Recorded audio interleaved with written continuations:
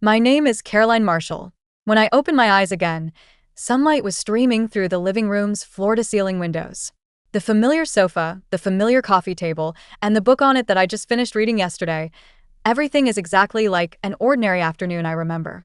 Yet inside, my heart churns wildly, for I clearly remember that I am already dead. The despair before death still clings to my bones.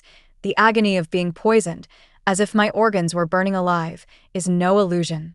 The door opened, and my husband, Owen Wallace, entered, holding a little girl in his arms. The little girl wore a pink dress, her hair tied into two small braids, looking both gentle and pitiful. That moment was like a key, instantly unlocking the floodgates of my memories. It was today that Owen Wallace brought home a little girl named Julia Wallace, saying she was an orphan and that the adoption had been finalized. In my previous life, seeing Julia's frail figure softened my heart at once, and I agreed without hesitation.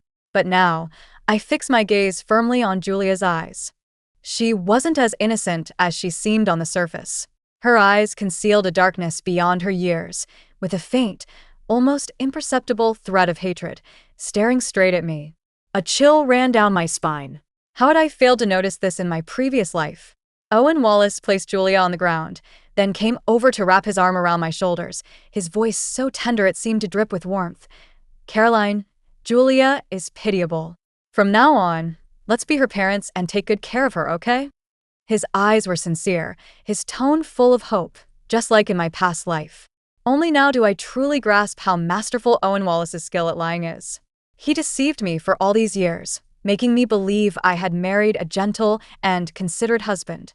It wasn't until my final moments that I realized it had all been a cruel deception.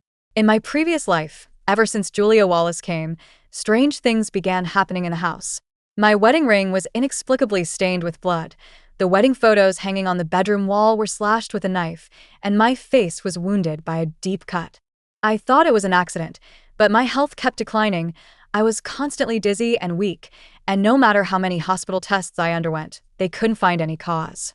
Until I fell ill and was bedridden, too weak even to speak, Julia Wallace leaned close to my ear and said, with a childish yet chilling voice, "Caroline, there was poison in the medicine you drank, placed there by me and Owen. You're going to die soon." In that moment, I realized that all along I had been drinking poison administered by my trusted husband and the little girl I had kindly taken in. Despair engulfed me like a tidal wave, and I closed my eyes amid endless pain and regret. And now, I have been reborn, returned to the very day when the tragedy began. I will never make the same mistake again.